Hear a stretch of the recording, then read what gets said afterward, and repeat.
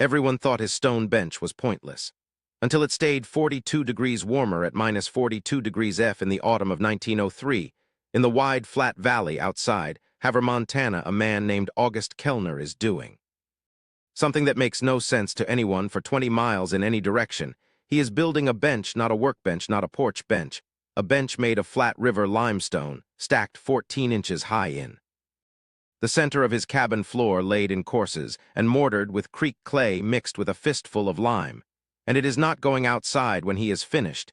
It is going to stay right there in the middle of that small dark room, and he is not going to explain it to anyone who does not ask. August is 61 years old. He has a white beard that collects sawdust and clay dust in equal measure, spectacles repaired with copper wire wound tight at both temples, and a notebook, always a notebook, that rides in the chest pocket of his canvas coat. The notebook is fat with used pages curl at the corners. The handwriting inside is tiny and cramped, and absolutely precise, the kind of script that belongs to a man who trusts measurement more than memory, and who has been taking measurements of things most men never think to measure for, going on 30 years temperature, at floor level temperature, at ceiling temperature, at the window glass temperature outside, at dawn, at noon, at 3 in the afternoon, at midnight. He has been measuring the cold of Montana winters since 1884, and what he has written down in those notebooks would chill a man almost as surely as the cold itself.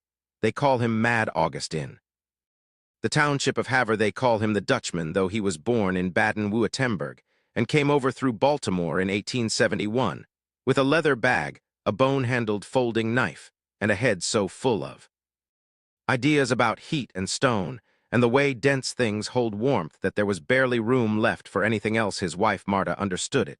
She listened to the explanations, even the long ones, over supper, and she said once that she married him partly because any man that interested in warmth was bound to keep a woman from freezing. Marta died in 1897, scarlet fever, 4 days from first symptom to last breath, fast and merciless, the way the fever always moved. When it decided to take someone, August sat in the cabin alone for a week after, and then he went back to his notebooks, because it was the only thing he knew to do with grief that didn't make it worse.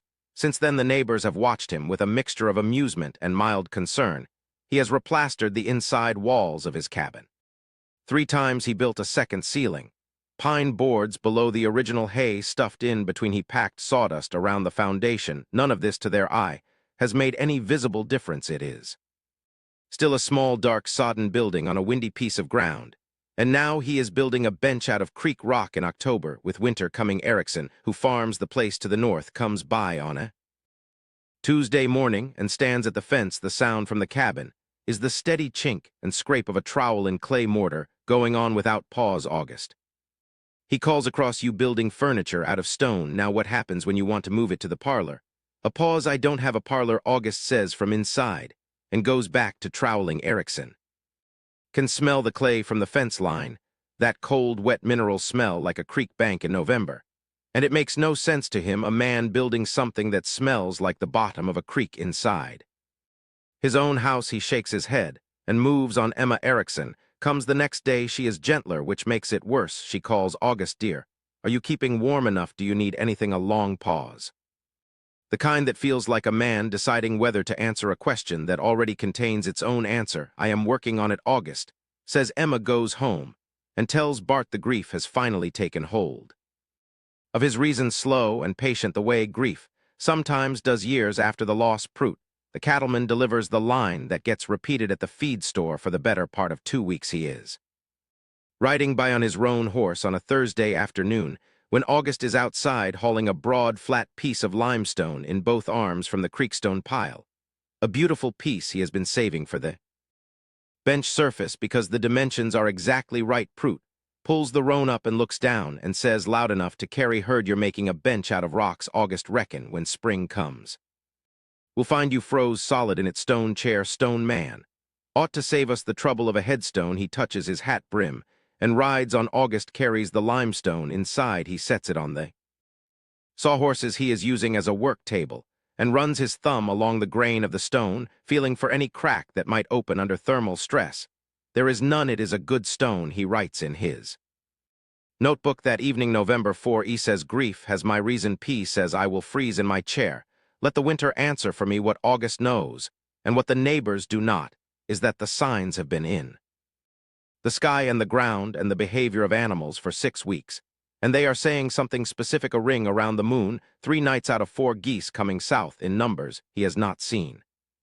Since 1886, the year of the Great De-up, when cattle froze standing in the fields across 3 territories, the meadowlarks vanished from the valley 2 full weeks ahead of their usual date, the rabbits.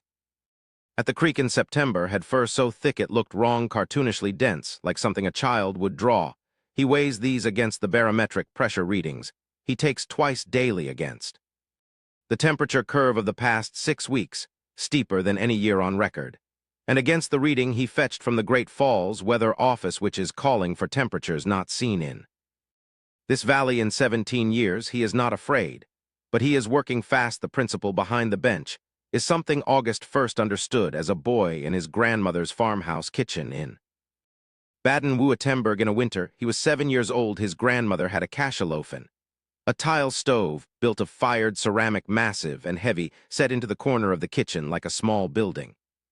Within the building you fired it in the morning. You fed it hardwood for 2 hours, until the ceramic was radiating heat you could feel from across the room. Then you let the fire die. The stove kept giving, not blasting, not roaring, breathing heat out slow, and even through the afternoon and the evening, and into the night, until by midnight it was still warm to the touch, and the kitchen was still livable while the air outside was far below freezing. His grandmother never woke in the night to feed it. She built the heat into the mass of the thing, and the mass held it. The principle has a name. August did not learn until years later in a library in Baltimore. Thermal mass, the capacity of a dense material to absorb heat energy and release it slowly over time. Stone has high thermal mass. Clay has high thermal mass. Dry pine boards have almost none. They heat fast and cool fast, which is why a well-stocked iron stove in a wood-frame cabin blazes hot for 2 hours and leaves the room cold by 3 in the morning. Iron itself cycles too quickly, giving and taking heat in surges rather than the long, steady breath of stone. The bench is 4 feet long, 20 inches wide, raised 8 inches above the floor on 4 legs of mortared limestone. The surface is 3 inches of flat pavers, fitted close the grain of each stone running the same direction, so they will expand together in the heat. Without cracking the mortar joints beneath the bench, running its full length in a shallow channel, is a clay pipe of August's own manufacture, 3 inches in diameter, fired in the small beehive kiln he built behind the cabin 2 summers ago. This pipe connects at its west end to a fitting at the base of his Acme stove's firebox below the combustion chamber, where the hot gases collect before rising. The pipe runs east beneath the bench and terminates at a secondary flue he has built into the east wall, a passage of mortared fieldstone 8 inches square, lined with a thin coat of fire clay to seal the smoke. When August fires the stove, the hot combustion gases do not go straight up the chimney. They must first travel through the clay pipe beneath the bench, transferring their heat to the pipe, which transfers it to the stone above it. The stone absorbs it, holds it in its dense mineral memory, and begins to give it back slowly at a rate the stone itself dictates, not the rate of the fire. The fire can be dead for 6 hours, and the stone will still be breathing warmth into the room. He has also built a clay damper at the secondary flue, a flat plate of fired clay on a pivot controlled by a short iron rod. With the damper open, the gases flow freely. With the damper closed, the last of the heat is trapped in the pipe at the moment before bed, driven by the stone's absorption into the bench mass rather than lost to the night sky. This is the move that makes the system work in a smaller form than his grandmother's massive kitchen stove. The iron fitting connecting the clay pipe to the stove cost 60 cents at the Havre blacksmith, a practical Swede named Lindqvist, who studied August's drawing for several minutes and said simply, "That'll work," which August considered high praise. The limestone cost nothing. The clay he dug from the creek bank himself. The lime he burned himself over 4 days in a trench kiln, a process involving a fire hot enough to convert limestone to quicklime, water to slake it, blistered hands, and caustic smoke that had Erickson threatening to complain to the county. Total materials cost $4.63. Building the bench takes 11 days. He works in the mornings when the light comes good through the east window, and again by lantern in the evenings. The trowel sounds disappearing into the dark outside. His hands ache from the cold, and Wet clay and the weight of the stones on the fourth day, the mortar in the first bench leg cracks overnight as temperatures drop to 11 degrees.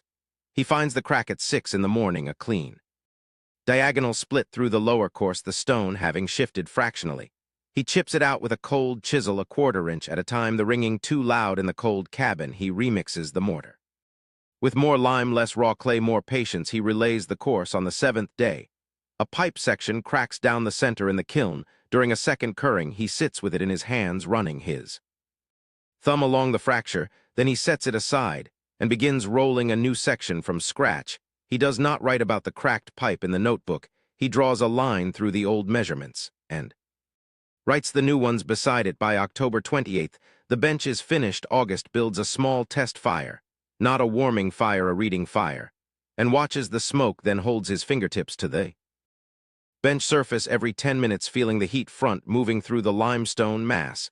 He lets the fire die at 10 o'clock. He does not go to bed until midnight. At midnight, with the fire out for 2 full hours, he holds his hand flat on the bench surface and counts to 60. The stone is still warm, warmer than the air in the room by a clear margin. He writes test 1, 2 hours post-fire, ambient air at floor stove cold, 38 degrees F, bench surface temperature by touch estimated 54 degrees F minimum. The mass remembers. He goes to bed smiling. The days between the test firing and the storm move quietly. August fills every water vessel in the cabin. He brings the chickens inside, provoking fresh laughter from Erickson, who stands at the fence and calls across August. Moving the henhouse indoors, planning to lay eggs yourself. Come spring, he checks every chink in the walls and fills any he finds with oakum and clay. He banks hay bales against the foundation. He checks his wood supply. 3 weeks of split cottonwood dense sections, dried to their core, good burning wood that holds heat long and slow, a fraction of Erickson's towering woodpile. But August is not planning to heat the air. He is planning to heat the stone. Erickson comes by one more time on November 10th. He watches August place hay bales and then looks at the sky, the same flat gray it has been for 4 days, the kind of sky that doesn't bother to change because it has made up its mind, and says, "You really think it'll be that bad?" August looks up from his work. He says, "I think it'll be the worst we've seen since '86. Erickson says, "Well, you've been wrong before." August says, "Have I?" He picks up the next hay bale on November 14th, 1903. The sky turns the color of old iron at noon. Not the familiar gray of incoming, whether something heavier pressed down. August is inside when it changes. He opens the door and stands feeling the air. The temperature at noon is 18 degrees. The barometer has dropped so fast in 3 hours that he reads it twice and taps the instrument face before accepting the number at 1 in the afternoon. It is still dropping at 3. It is 11 degrees. And the wind comes from the northwest, not a gust, a wall of pressure moving into the valley, with the consistency of something that has been moving a very long time. He hears it first as a low tone in the stovepipe, felt in the sinuses before it reaches the ears. Then the small sounds of the cabin shift. The creak of the door, the ticking of the roof boards adjusting to new pressure.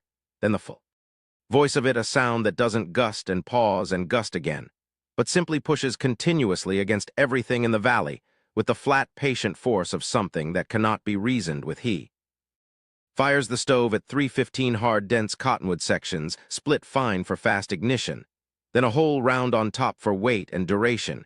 He opens the secondary flue damper wide and watches the draft pull heat through the clay pipe beneath the bench. He puts his hand on the stone at 3:30. It is still cold from the morning. At 4 it is cool, but working the stone, drinking in heat degree by 4:30, the surface is warm across its whole length. At 5 o'clock, with the thermometer outside reading 4 below zero, and the wind, now a continuous roar that vibrates the window glass. August banks the fire. He reduces the primary flue to nearly closed, reduces the secondary flue to a crack just wide enough to draw not flame now, slow, sustained combustion, storing heat in the clay pipe and from there into the stone, filling the mass. He eats supper, beans from the pot, a piece of corn, bread, a cup of coffee that goes lukewarm before he finishes it, because he does not need the warmth of it in his hands. He reads 2 chapters of a book. The chickens shift and murmur in their corner by the east wall, that soft, continuous sound like a small crowd at a very calm meeting. His mule Tomas stands against the east wall with his nose 6 inches from the plaster, breathing slow and even the clay pipe runs just inside that wall. Tomas has his own way of knowing at 9 o'clock August. Closes the secondary flue damper entirely, and lets the last coals die slow in their ash. He holds his palm flat on the bench surface, warm, not blazing. Nothing like the open heat of a stove, but the sustained warmth of something that has been absorbing for 6 hours and has reached an equilibrium, a temperature. It will defend slowly against the cold to come. He holds his hand there and counts to 100. The warmth does not fade. He goes to bed outside at 9 o'clock. The temperature is minus 17 degrees Fahrenheit. The wind is running at better than 4 to 5 miles an hour out of the northwest. The snow is driving nearly horizontal individual flakes, ceasing to exist as separate things, becoming instead a continuous grinding white presence that scours and fills and accumulates by 10 o'clock. There is no light anywhere in the valley. There is no form. There is only the wind and the white and the cold working together for the next 38 hours, without pause. 3 miles up the road, Erickson is awake by 9, feeding his parlor stove for the 3rd time each trip to the wood pile outside, costing him something physical he can feel but not name. The cold getting into the skin of the wrist between glove and sleeve, into the gap at the collar. Emma is up too, moving the children into the main room, stacking them under every blanket they own. The lumber house is adequate, but adequate and sufficient are not the same thing, and Erickson is beginning to understand the difference in real time measured in sleep lost. And wood-burned Prout's situation is worse. His barn at the north pasture has lumber walls, but no chinking at the north end where he meant to get to it last fall, and didn't by 2 in the morning. 6 head of black Angus are dead at the fence line, pressed together for warmth at the end. His hired man Carl has 3 fingers frostbitten from the midnight check, and won't go out again. Prout stands at his parlor window in his proper lumber house with the wool carpet and the proper stove, and looks into the dark and counts the animals in his head, and feels sick in a way that has nothing to do with the cold down at Maginty's 2-story house. The stovepipe in the attic freezes at 11:30, and back vents smoke into the bedroom. His daughter wakes them coughing. He opens the window to breathe, which drops the upstairs to below freezing in 15 minutes, beats the blockage clear with a broom handle, closes the window. By midnight he is burning a kitchen chair and the parlor stove to make up the deficit, then a cedar chest, then a wooden picture frame. He burns things you burn when you have stopped thinking about tomorrow and are only thinking about the next hour. In August Kellner's cabin at 3 in the morning, he wakes from habit. 30 years of waking at 3 in the morning to feed the stove so the room doesn't fall to dangerous cold before dawn.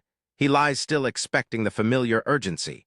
Cold nose, cold air on his face above the blanket. The shivering that means get up, get wood, move now. None of it comes. Cool air on his face, genuinely cool, but not cold.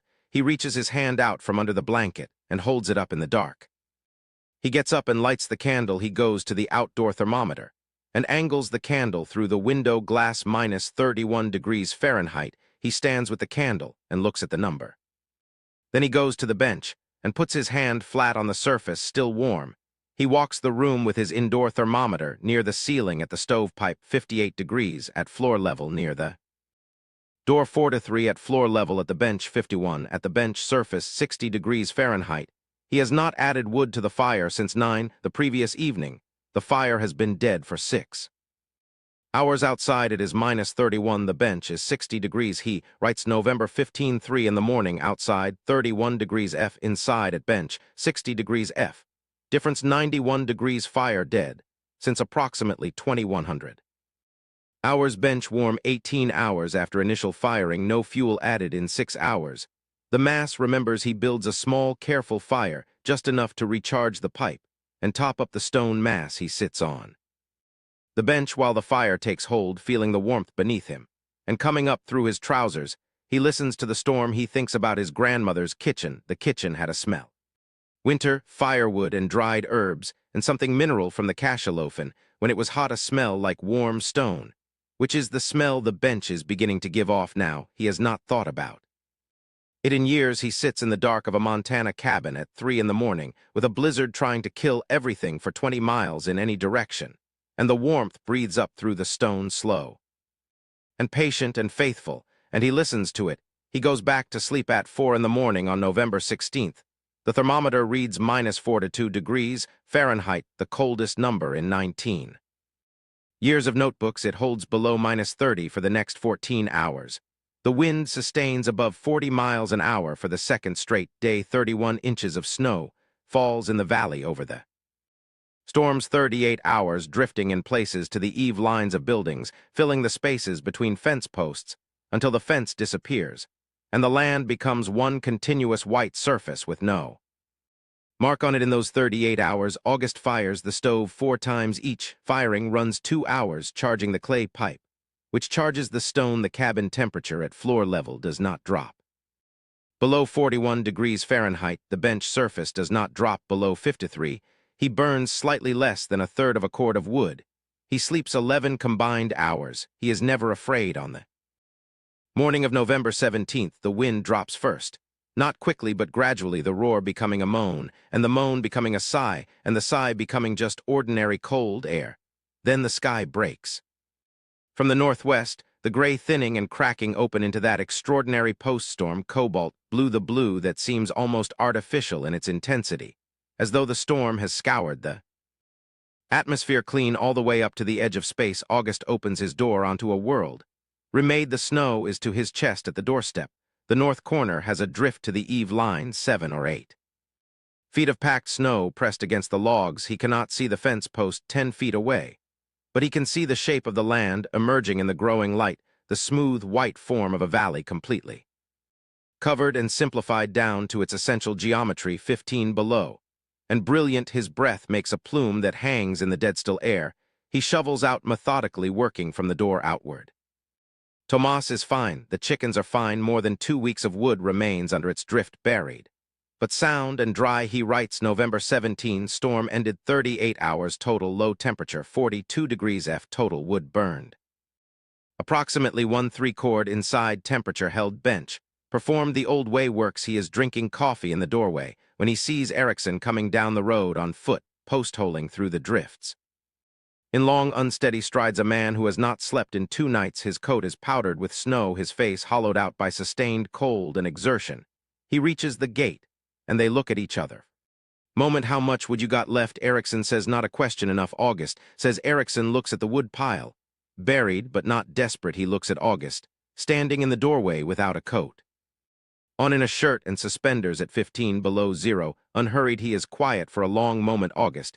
He finally says, how did you keep it warm? Come inside. August says, I'll show you. He sits him on the bench, still warm even now. He explains the clay pipe and the thermal mass and the way heat moves from fire to gas to clay to stone, and then outward slowly through the long cold hours. Erickson puts both hands flat on the bench surface and holds them there, his rough farmer's hands on the warm limestone. He is quiet for almost a full minute. My God, August.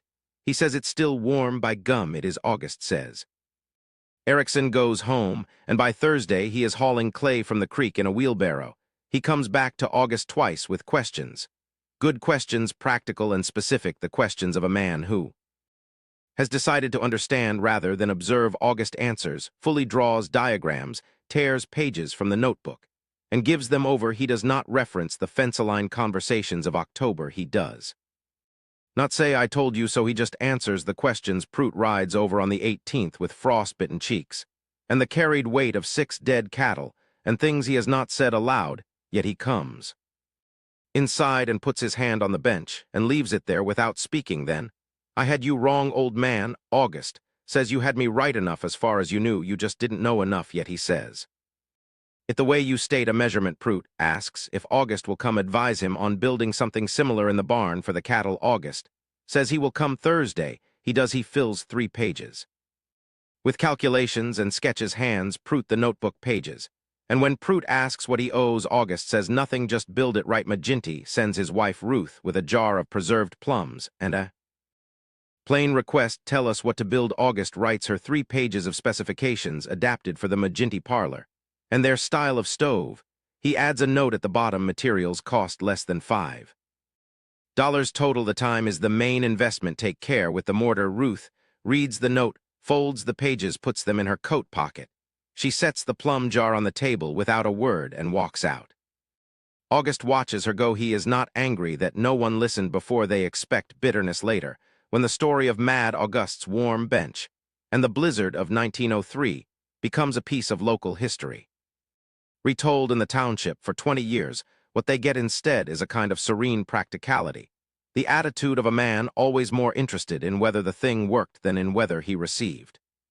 Credit for making it work, he says once to Erickson in the late afternoon ease of men who have survived something together. My grandmother kept that kitchen warm for 50 years and never explained it to anyone because nobody ever asked. The knowledge doesn't die when a person dies. It waits in whatever form it's been put into: a bench, a pipe, a page, in a notebook. It waits until somebody needs it.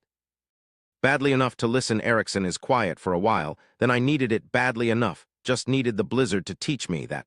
Before I'd hear it, August says that's usually how it goes. He lives in the cabin 11 more years. He dies in December of 1914, with the notebook on the table, and the bench still mortared solid. The people who come to settle his affairs remark on how warm it is in the cabin. That December morning, 19 below outside, the fire must have been going some hours before Erickson's oldest daughter, Clara, 22, now sits on the bench and puts her hands flat on the warm limestone. It's still warm, she says. Nobody answers. The mule is long gone, the chickens too. But the bench is there, mortared solid, the limestone pavers fitted close in that obsessive, precise way. The clay pipe sound beneath bench surface. 58 degrees outside, 19 below. Fire out for hours on the table beside the notebook is his last entry 2 days before his death. It reads November 30, 1913. Outside 8 degrees F, inside at bench 57 degrees F. Fire last stoked at 1500 hours, now 200. Bench holding. As expected, the mass gives back what it was given, and below that, in a slightly different hand, written at some other hour or in some other mood, a single line: what we build in the warm days keeps us in the cold ones. Begin before the storm. Clara reads it. She wraps the notebook carefully in the dish towel from the table like something that should be kept. She carries it out into the cold. Outside, the valley is white and still and impossibly blue. The cold presses against the cabin walls, and inside, in the empty room, the stone bench breathes.